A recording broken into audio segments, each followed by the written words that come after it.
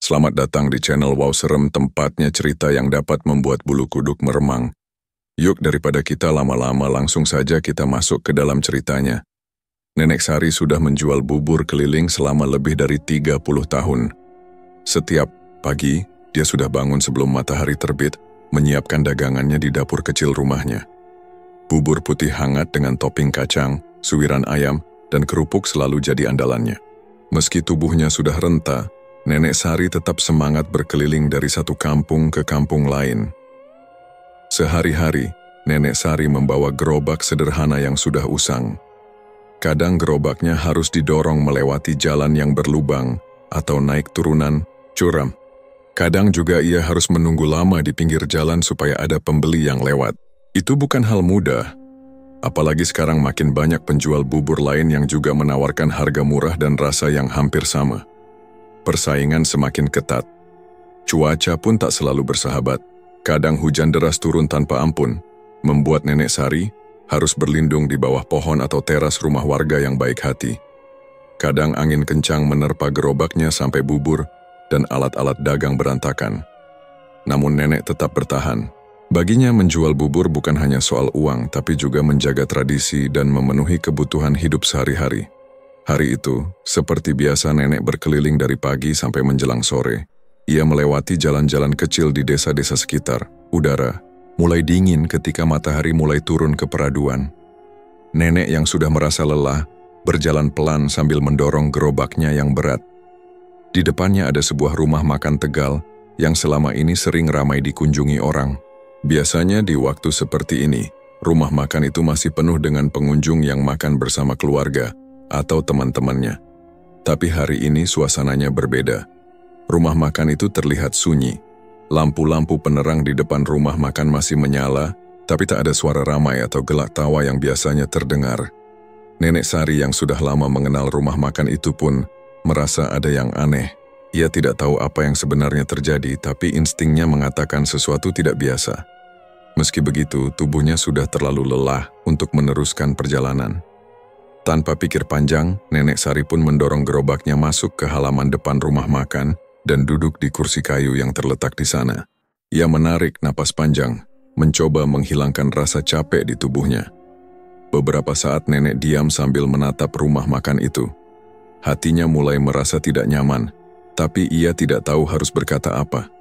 Tidak ada angin, tapi daun-daun kering di halaman rumah makan itu bergeser pelan seolah ada sesuatu yang tak terlihat bermain di sana.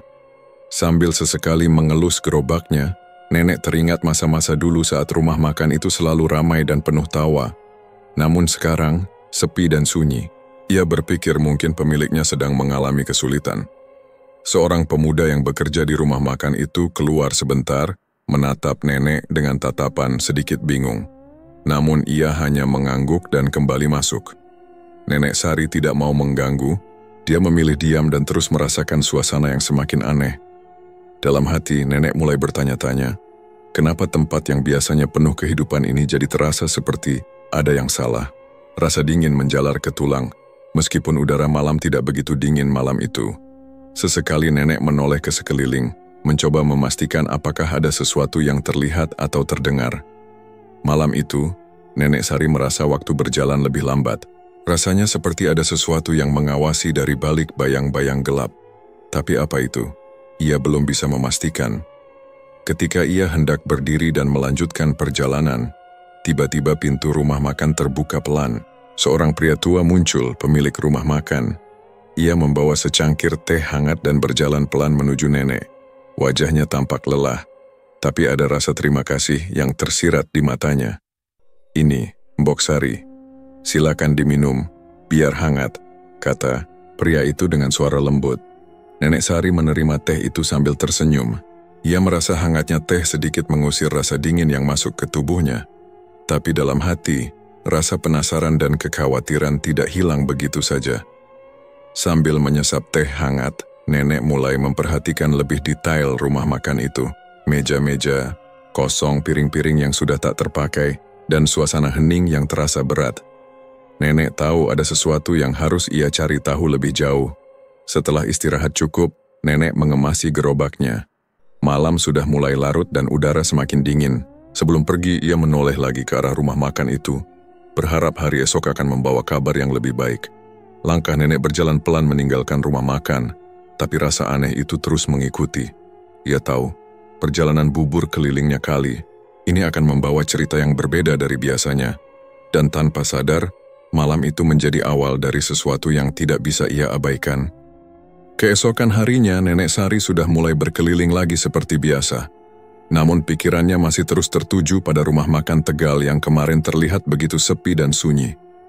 Waktu makan siang biasanya jadi saat paling sibuk bagi rumah makan itu, tapi kemarin tak ada pengunjung sama sekali. Hal itu sangat aneh. Saat melewati rumah makan itu lagi, Nenek Sari sengaja melambatkan langkah. Dia duduk sebentar di kursi depan rumah makan, berharap melihat sesuatu yang berbeda. Tapi suasana tetap sama, hening dan kosong. Tidak ada suara alat masak, tidak ada gelak tawa pengunjung, hanya angin yang berhembus pelan dan suara dedaunan yang bergesekan. Tiba-tiba nenek menangkap sesuatu yang aneh. Ada bayangan-bayangan hitam samar yang bergerak cepat di sekitar rumah makan, tapi tak jelas bentuknya. Bayangan itu seperti melayang-layang di udara, menghilang ketika nenek mencoba menatap lebih dekat.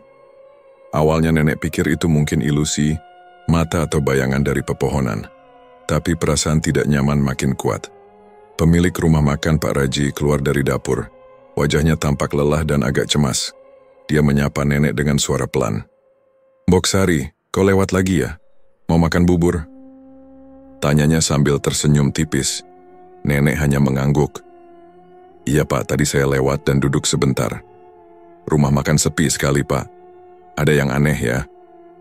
Pak Raji menghela napas panjang, menatap ke arah meja-meja yang kosong. "Memang Mbok, sudah beberapa minggu ini begini terus. Saya juga bingung kenapa pengunjung hilang begitu saja." Nenek Sari ingin bertanya lebih dalam, tapi dia merasa takut kalau dianggap orang aneh atau sok tahu. Dia memutuskan untuk diam dan mencoba mengamati lebih lanjut tanpa menimbulkan kecurigaan. Hari itu nenek tetap melanjutkan jualannya, tapi pikirannya melayang ke rumah makan itu. Saat malam tiba dan nenek melewati rumah makan, bayangan-bayangan hitam itu muncul lagi. Kali ini lebih jelas, bergerak lebih cepat dan seolah-olah mengelilingi bangunan. Nenek tidak bisa menjelaskan apa yang dilihatnya. Ia tahu bukan bayangan biasa. Ada sesuatu yang janggal dan menyeramkan. Beberapa hari kemudian nenek sengaja datang lebih awal ke rumah makan. Dia ingin berbicara dengan Pak Raji secara pribadi. Namun ketika bertemu, Pak Raji hanya menggeleng kecil ketika nenek bertanya tentang apa yang sedang terjadi. "Saya tidak tahu pasti, Mbok, tapi saya merasa ada yang mengganggu. Rumah makan ini terasa berat dan suram. Kadang saya dengar suara aneh, tapi waktu saya cari sumbernya tidak ada apa-apa." Nenek mulai merasa curiga, tapi dia memilih untuk tidak mengatakannya langsung. Sebagai orang tua yang biasa hidup sederhana, nenek takut pendapatnya dianggap tidak masuk akal. Dia pun berusaha mencari tahu lebih banyak secara diam-diam. Setiap kali melewati rumah makan, nenek memperhatikan dengan seksama. Bayangan hitam itu selalu muncul di waktu yang hampir sama, membuat suasana jadi mencekam. Suatu sore, nenek berdiri agak jauh dari rumah makan sambil mengamati. Bayangan-bayangan itu muncul seperti kabut yang bergerak perlahan ke sana kemari. Ada perasaan berat di udara, seolah-olah ada sesuatu yang ingin mengusir siapapun dari rumah makan itu. Namun, nenek tidak tahu apa yang harus dilakukan. Ia bukan siapa-siapa, hanya penjual bubur yang biasa, tapi nalurinya mengatakan sesuatu harus dilakukan sebelum rumah makan itu benar-benar mati. Di sisi lain, Pak Raji mulai terlihat semakin lelah dan putus asa. Ia kadang berbicara sendiri, seperti sedang melawan sesuatu yang tak terlihat. Penduduk desa juga mulai menghindari rumah makan, karena mereka merasa ada hal aneh yang terjadi. Nenek Sari merasa semakin yakin bahwa bayangan-bayangan itu bukan sekadar ilusi. Ia pun berusaha mengumpulkan keberanian untuk membantu meski belum tahu caranya. Suatu malam ketika nenek kembali melewati rumah makan, ia mendengar suara lirih yang seperti bisikan dari dalam bangunan. Suaranya tidak jelas tapi membuat bulu kuduknya berdiri. Dia memutuskan untuk duduk sebentar di kursi halaman depan, menunggu apa yang akan terjadi. Bayangan-bayangan hitam itu muncul lagi, kali ini lebih dekat dan bergerak mengelilingi nenek-nenek. Mencoba tetap tenang, menarik napas dalam-dalam, berusaha mengusir rasa takut. Ia tahu ini bukan hal biasa dan ada sesuatu yang harus dihadapi. Keesokan harinya, nenek mulai mencari cara. Ia mengingat pelajaran dari masa muda tentang tanda-tanda gangguan makhluk halus. Ia juga mulai bertanya-tanya pada tetangga dan orang-orang tua di desa, berharap mendapatkan petunjuk. Namun ia tetap merahasiakan hal ini dari Pak Raji, agar tidak menambah beban pikiran sang pemilik rumah makan. Nenek hanya ingin mencari solusi tanpa membuat situasi semakin rumit.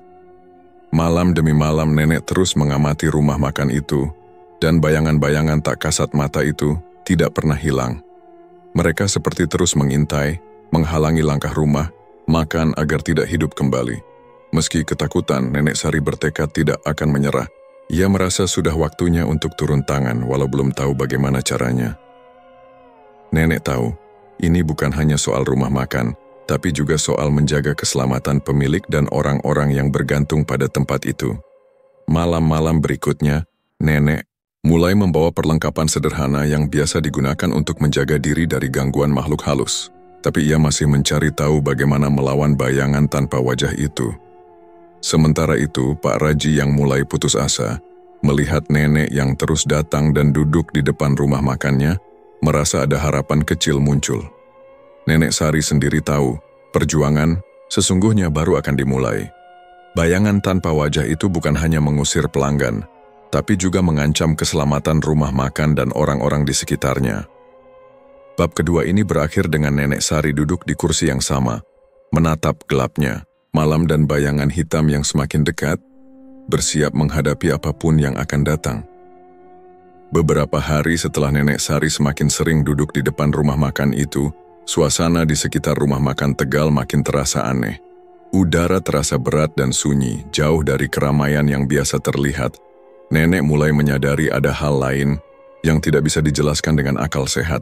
Suatu sore, ketika angin mulai bertiup pelan, nenek duduk sambil menunggu waktu untuk kembali berjualan. Tiba-tiba ia mendengar suara seperti bisikan lirih yang datang dari arah rumah makan. Bisikan itu terdengar samar dan sulit dimengerti, seperti seseorang yang sedang berbicara dengan suara yang sangat pelan. Nenek menoleh ke arah suara itu, tapi tidak melihat siapapun. Angin membawa suara itu berhembus ke telinganya, tapi saat dia berusaha memperhatikan, suara itu menghilang begitu saja. Perasaan aneh dan takut mulai merayapi pikirannya. Selain suara bisikan itu, nenek juga mencium bau aneh yang tidak biasa. Bau itu seperti busuk tapi tidak seperti bau sampah atau makanan basi. Bau itu datang dan pergi tanpa jejak sumbernya. Kadang muncul tiba-tiba ketika angin berhembus ke arahnya. Nenek mencoba mengabaikan bau itu, tapi lama-kelamaan menjadi sangat mengganggu. Bau itu seperti mengingatkan ada sesuatu yang salah dengan tempat itu, sesuatu yang tidak boleh dianggap remeh. Setiap kali nenek lewat di depan rumah makan, ia merasa suasananya semakin mencekam. Lampu-lampu rumah makan mulai redup dan sering mati mendadak. Piring dan sendok yang biasanya bersih kadang terlihat seperti berdebu padahal sudah dicuci. Pemilik rumah makan, Pak Raji, juga mulai menunjukkan tanda-tanda kelelahan yang lebih parah. Ia tidak lagi bisa tersenyum seperti dulu. Wajahnya sering terlihat murung dan lesu. Ia mengeluh soal penurunan pengunjung yang drastis, tapi tidak tahu kenapa hal itu bisa terjadi. Sudah saya coba berbagai cara Mbok Sari, tapi pelanggan masih enggan datang. Bahkan tetangga dan orang-orang sekitar juga mulai jarang mampir, kata Pak Raji pada suatu sore. Nenek mencoba memberikan semangat meski hatinya juga penuh dengan kekhawatiran. Ia tahu kalau masalah ini bukan sekadar soal bisnis yang menurun, tapi ada sesuatu yang lebih besar dan berbahaya yang harus dihadapi. Hari berikutnya, nenek membawa peralatan sederhana yang biasa digunakan untuk menangkal gangguan, seperti beberapa batang dupa dan garam. Ia juga membawa air untuk ritual kecil yang pernah dia pelajari dari orang tua dulu. Nenek duduk di halaman depan rumah makan, membakar dupa dan menaburkan garam di sekeliling. Saat itu, angin bertiup pelan, membawa kembali bisikan samar dan bau busuk yang semakin terasa kuat. Nenek menutup mata sejenak, mencoba fokus pada rasa dan energi di sekelilingnya. Tiba-tiba, bayangan hitam yang sebelumnya nenek lihat muncul lagi, lebih nyata dan lebih banyak. Mereka berputar-putar di udara, seolah menantang keberanian nenek. Tapi nenek tidak mundur. Ia terus mengucapkan doa dan mantra pelindung yang sudah lama dia hafal. Pak Raji yang melihat dari jauh merasa heran tapi juga sedikit lega. Ia tahu nenek sedang mencoba sesuatu untuk melawan gangguan ini. Meskipun belum mengerti sepenuhnya, Pak Raji mulai berharap ada jalan keluar dari masalah ini. Malam itu, nenek bermalam di rumah makan untuk memastikan tidak ada gangguan lain yang muncul. Namun bisikan angin itu semakin keras dan bau busuk itu terus mengganggu. Kadang suara itu seperti berkata sesuatu, tapi nenek tidak bisa memahami maksudnya. Di tengah keheningan malam, nenek terbangun oleh suara langkah kaki yang tidak jelas datang dari arah dapur rumah makan. Ia mencoba menyalakan lampu, tapi listrik tiba-tiba padam. Suasana gelap membuat bulu kuduknya berdiri. Dengan senter kecil yang dibawanya, nenek berjalan perlahan ke dapur. Ia melihat bayangan gelap melintas cepat, lalu hilang ke balik dinding. Nenek merasa ada sesuatu yang benar-benar mengganggu tempat itu, bukan sekadar bayangan biasa. Setelah kejadian itu, nenek semakin yakin bahwa rumah makan itu sudah kena serangan, makhluk tak kasat mata yang ingin mengusir semua orang. Tapi ia juga sadar, ia harus berhati-hati agar tidak gegabah dan malah membahayakan diri sendiri. Keesokan harinya, nenek kembali bicara dengan Pak Raji. Ia menyarankan agar mereka bersama-sama mencari cara untuk mengusir gangguan tersebut. Pak Raji setuju walau terlihat ragu dan takut. Mereka mulai berkonsultasi dengan beberapa orang yang dianggap mengerti hal-hal gaib di desa. Namun tidak semua bisa membantu, dan ada yang malah memperingatkan untuk tidak mencoba-coba hal yang bisa membuat keadaan semakin buruk. Meski begitu, nenek tetap bertekad. Ia merasa sudah saatnya menghadapi masalah ini secara langsung dan melindungi rumah makan serta pemiliknya. Hari-hari berikutnya, suasana rumah makan sedikit membaik setelah nenek melakukan ritual sederhana. Tapi bisikan angin dan aroma busuk itu kadang masih muncul di malam hari, sebagai tanda bahwa ancaman belum benar-benar hilang. Pak Raji mulai membuka diri untuk menerima bantuan nenek. Mereka mulai menyusun rencana bagaimana membersihkan dan melindungi rumah makan dari gangguan yang tidak terlihat. Nenek juga mulai merasa bahwa ini bukan masalah yang bisa diselesaikan sendirian. Ia butuh kekuatan dan dukungan lebih dari orang-orang sekitar. Cerita bab ini berakhir dengan Nenek Sari yang duduk di depan rumah makan, menatap langit malam dengan tekad kuat. Ia tahu perjuangan melawan bisikan angin dan aroma pahit itu belum selesai, tapi ia siap berjuang demi rumah makan dan orang-orang yang bergantung padanya. Hari itu Nenek Sari kembali lewat di depan rumah makan Tegal seperti biasa. Udara panas menyengat, tapi nenek tetap melangkah pelan sambil menarik gerobak buburnya. Sesekali nenek menoleh ke arah rumah makan yang kini masih tampak sepi, hanya ada beberapa meja kosong yang berjejer rapi. Tiba-tiba, pintu rumah makan terbuka dan Pak Raji keluar sambil membawa 2 gelas teh hangat. Ia tersenyum lelah tapi tulus lalu mendekati nenek. "Mbok Sari sini duduk sebentar biar saya kasih teh hangat," ucapnya dengan suara pelan. Nenek Sari agak kaget tapi tidak menolak. Ia pun meletakkan gerobaknya dan duduk di kursi kayu yang ada di halaman depan rumah makan. Pak Raji menyerahkan salah satu gelas teh dan mereka duduk berseberangan. "Terima kasih ya Pak, sudah mau repot-repot," kata nenek dengan suara lembut sambil menerima teh hangat itu. Pak Raji menghela napas panjang, lalu mulai bercerita. "Sebenarnya saya sudah lama merasa ada yang aneh dengan rumah makan ini, Embok. Kalau dibilang hilang pengunjung, itu cuma bagian kecil dari masalahnya." Nenek menatapnya dengan serius.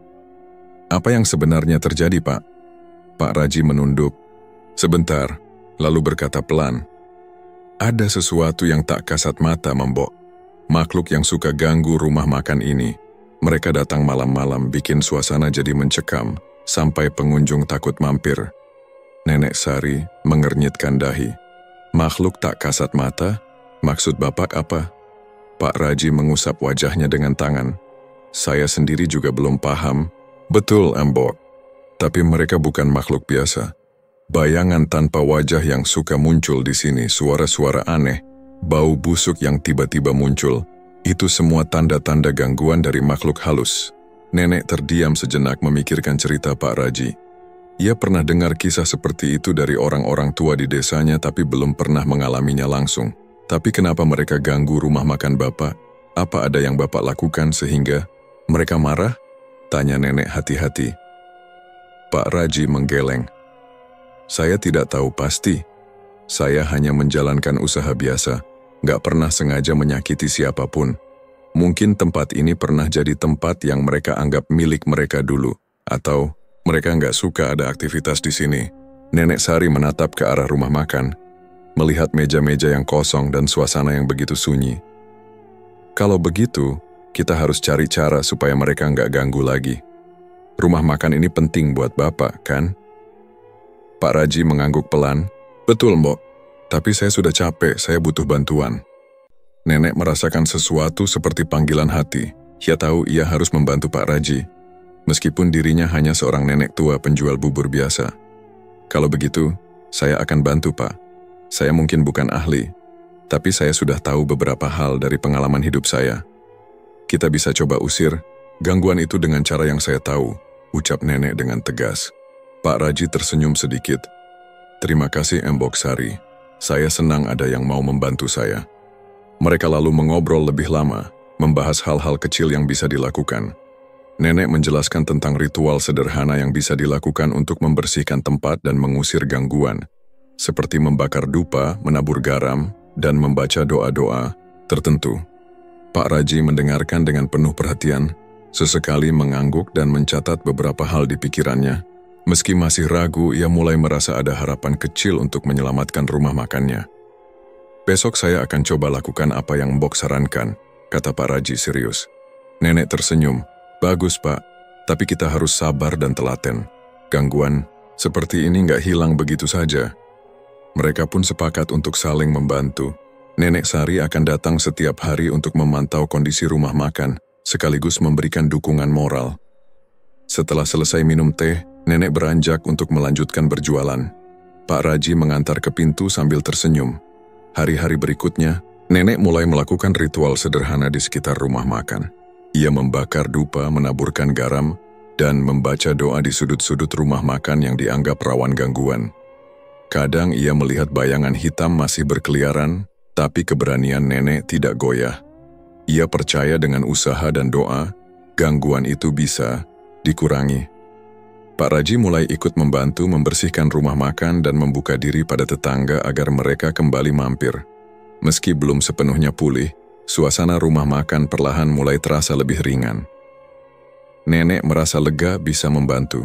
Meski usianya sudah tua, ia masih punya peran penting untuk menjaga kebaikan dan keselamatan orang lain. Di akhir bab ini, nenek duduk di depan rumah makan sambil tersenyum tipis. Ia tahu perjuangan belum selesai, tapi sudah ada jalan yang mulai terbuka. Suatu sore yang agak mendung, Nenek Sari duduk bersama Pak Raji di bangku kayu depan rumah makan. Udara terasa hangat, tapi suasana tetap agak tegang. Setelah beberapa hari melakukan ritual bersama, nenek merasa sudah waktunya membuka cerita tentang dirinya yang selama ini disimpan rapat. Pak Raji, nenek mulai pelan. Ada sesuatu yang harus saya ceritakan. Ini penting supaya Bapak tahu apa yang sedang kita hadapi.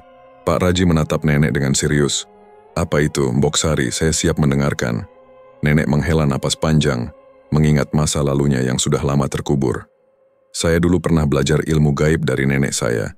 Ilmu yang diwariskan turun-temurun di keluarga saya. Ilmu itu bukan sekadar untuk melihat, tapi juga menangkal dan mengusir makhluk halus. Pak Raji mengerutkan dahi, sedikit terkejut, tapi juga penasaran. Ilmu seperti apa itu, Mbok? Nenek melanjutkan. Ilmu ini sudah saya pelajari sejak muda, walau saya tidak pernah menggunakan secara sembarangan. Ada aturan dan batasannya. Kalau tidak hati-hati, bisa berbahaya bagi yang memakainya. Pak Raji mulai memahami kenapa nenek bisa begitu yakin dan berani menghadapi gangguan yang selama ini membuat rumah makannya sepi. Saya tahu itu berat, Mbok. Tapi saya juga harus jujur, saya butuh bantuan. Rumah makan ini sudah seperti anak sendiri bagi saya, kata Pak Raji dengan nada putus asa. Nenek tersenyum tipis.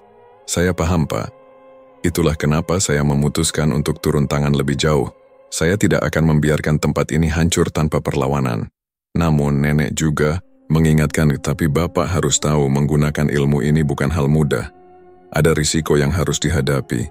Bisa jadi makhluk yang mengganggu itu jadi lebih marah atau bahkan menyerang langsung. Pak Raji mengangguk pelan. Ia sadar bahwa perjuangan mereka tidak akan selesai hanya dengan doa dan ritual biasa. Mbok, kalau begitu apa yang harus kita lakukan? Tanya Pak Raji dengan penuh harap. Nenek menarik napas dalam-dalam. Saya akan melakukan ritual yang lebih kuat, tapi saya butuh Bapak dan orang-orang sekitar untuk menjaga rumah makan. Jangan sampai ada yang mengganggu saat ritual berlangsung. Pak Raji berjanji akan memberitahu tetangga dan karyawan rumah makan agar tetap waspada dan membantu menjaga. Nenek lalu mengeluarkan beberapa benda dari tas kecilnya, batang dupa khusus, garam dan sebuah kitab kecil yang penuh tulisan tangan. Ini alat dan petunjuk yang saya bawa. Kita akan gunakan ini malam nanti. Pak Raji melihat benda-benda itu dengan penuh rasa hormat. Ia mulai percaya nenek bukan sembarang orang. Seiring hari berganti malam, nenek mempersiapkan ritual dengan hati-hati. Ia menyiapkan ruang depan rumah makan dengan menaburkan garam di sekeliling, membakar dupa, dan membaca doa-doa khusus dari kitab yang dibawanya. Pak Raji dan beberapa orang tetangga membantu menjaga agar suasana tetap tenang dan tidak ada gangguan dari luar. Selama ritual berlangsung, angin malam berhembus kencang dan suara bisikan samar terdengar semakin jelas. Namun nenek tetap fokus, tidak goyah oleh kegaduhan itu. Beberapa kali bayangan gelap muncul dan berputar-putar di sekitar rumah makan, tapi nenek melanjutkan bacaannya tanpa berhenti. Pak Raji merasa tegang tapi juga percaya nenek mampu menangani situasi ini. Setelah hampir 1 jam, suasana mulai berubah. Bisikan angin mereda dan bau busuk perlahan menghilang. Bayangan gelap lenyap dan udara menjadi lebih ringan. Nenek membuka matanya dan tersenyum. Ini pertanda baik, Pak. Ritual berjalan sukses. Pak Raji menghela napas lega. Terima kasih, Mbok Sari. Saya tidak tahu bagaimana harus membalas semua ini. Nenek menggeleng. Tidak perlu, Pak. Saya hanya ingin rumah makan ini kembali seperti dulu, ramai dan nyaman untuk semua orang. Namun nenek juga menambahkan, tapi kita harus terus waspada. Gangguan bisa datang lagi kapan saja. Malam itu, setelah ritual selesai, nenek duduk di kursi sambil menatap keluar rumah makan. Ia tahu perjuangan belum berakhir, tapi setidaknya sudah ada cahaya kecil yang menerangi jalan mereka. Pak Raji mendekat dan mengucapkan terima kasih sekali lagi. Ia merasa lega karena sudah menemukan seseorang yang benar-benar peduli dan mampu membantu. Nenek juga merasa beban di pundaknya sedikit berkurang, tapi ia tahu harus terus kuat demi melindungi rumah makan dan orang-orang yang bergantung padanya. Cerita bab ini berakhir dengan nenek yang menyiapkan diri menghadapi apapun risiko yang datang, sambil berharap kekuatan yang dimilikinya cukup untuk mengusir semua gangguan. Hari mulai merangkak menuju senja saat Nenek Sari kembali ke rumah makan Tegal. Kali ini ia datang lebih awal dan membawa perlengkapan yang lebih lengkap, dari dupa khusus sampai beberapa jenis rempah dan air suci yang ia buat sendiri. Udara, sore terasa berat dan ada keheningan aneh di sekitar rumah makan yang sudah mulai terasa berbeda. Nenek tahu, makhluk halus yang mengganggu ini tidak akan menyerah begitu saja setelah ritual malam sebelumnya. Malah, mereka tampak makin agresif. Ia harus siap dengan segala kemungkinan. Pak Raji menyambut nenek dengan wajah yang sudah tampak lelah tapi penuh harap. Mbok Sari, kita harus kuat. Saya sudah bilang ke tetangga dan karyawan untuk waspada. Mereka juga mulai merasakan sesuatu yang aneh, katanya. Nenek mengangguk. Bagus, Pak. Kita mulai dari sini. Saya akan buat lingkaran perlindungan di sekitar rumah makan, supaya makhluk itu susah masuk. Mereka bekerja sama menabur garam di pintu-pintu dan jendela, lalu menaruh beberapa daun tertentu yang nenek bilang bisa mengusir roh jahat. Sementara nenek membakar dupa dan membaca doa-doa, suara angin mulai berhembus pelan tapi terasa seperti membawa bisikan-bisikan yang menakutkan. Tiba-tiba, dari sudut rumah makan, muncul bayangan gelap yang melesat cepat. Nenek tidak panik tapi ia tahu itu pertanda serangan mulai datang. Ia mengangkat tangan dan melantunkan doa dengan suara lantang. Asap dupa mengepul tebal, menyelimuti ruangan. Pak Raji dan beberapa warga yang berjaga di luar mulai melihat bayangan itu bergerak tidak jelas, seperti kabut hitam yang mencoba menerobos batas lingkaran garam. "Nenek, hati-hati," teriak Pak Raji sambil membawa obor besar. Ia mencoba membantu memperkuat perlindungan dengan api. Namun makhluk itu semakin kuat. Angin berputar-putar kencang, membawa aroma busuk yang menusuk hidung. Nenek mulai merasa pusing dan tubuhnya gemetar. Mungkin itu efek dari energi negatif yang dilemparkan makhluk tersebut. Dalam momen kritis itu, nenek nyaris terjatuh. Pak Raji cepat meraih tangan nenek dan menahan tubuhnya supaya tidak roboh. "Kita harus tahan, Mbok. Jangan kalah sama mereka," Pak Raji berteriak. Nenek menarik napas panjang, berusaha menguatkan diri. Ia melanjutkan doa dengan lebih tegas dan khusyuk. Perlahan, asap dupa makin pekat dan bau busuk mulai berkurang. Bayangan hitam juga mulai menghilang sedikit demi sedikit. Namun, serangan itu tidak berhenti. Beberapa kali bayangan itu muncul kembali dengan intensitas yang makin tinggi. Suara bisikan berubah jadi tawa seram yang membuat bulu kuduk berdiri. Penduduk desa yang mendengar suara gaduh mulai berdatangan. Beberapa membawa alat sederhana seperti sapu lidi dan kayu panjang untuk membantu menjaga. Pak Raji berusaha menenangkan mereka. "Jangan panik, tetap di luar lingkaran perlindungan Nenek Sari yang akan melawan makhluk ini." Malam semakin gelap, tapi nenek terus berdiri kokoh di tengah lingkaran yang dibuatnya. Tubuhnya mulai lelah, keringat membasahi wajah tua itu. Namun semangatnya tetap menyala, tak mau menyerah demi rumah makan dan orang-orang yang bergantung padanya. Suatu saat bayangan itu menyerang dengan lebih brutal. Energi negatifnya langsung menghantam nenek, membuat ia terhuyung ke belakang. Pak Raji langsung maju, melindungi nenek dengan tubuhnya sendiri. Ia berteriak memohon pada makhluk itu untuk pergi. Melihat hal itu, warga yang lain juga ikut menyerukan doa dan mantra sederhana yang mereka tahu dari nenek. Bersama-sama mereka mencoba mengusir makhluk yang terus mengancam itu. Lambat laun, kekuatan makhluk mulai melemah. Lingkaran garam dan dupa yang dibakar nenek serta dukungan dari warga akhirnya membuat bayangan hitam itu mundur perlahan. Setelah serangan mereda, nenek duduk terengah-engah di bangku. Tubuhnya gemetar karena kelelahan dan hampir pingsan. Pak Kern, Raji duduk di sebelahnya memegang tangan nenek dengan lembut. "Mbok Sari, kau hebat. Kalau bukan kau, saya nggak tahu apa yang akan terjadi pada rumah makan ini." Nenek tersenyum lemah. "Ini baru permulaan, Pak. Kita harus terus waspada. Mereka bisa datang lagi kapan saja." Penduduk desa yang datang tadi juga ikut mengucapkan terima kasih dan menyatakan kesediaan mereka membantu menjaga rumah makan supaya tetap aman. Pak Raji merasa beban di dadanya sedikit berkurang karena mendapat dukungan banyak orang. Malam itu, setelah semuanya tenang, nenek beristirahat sambil merenung.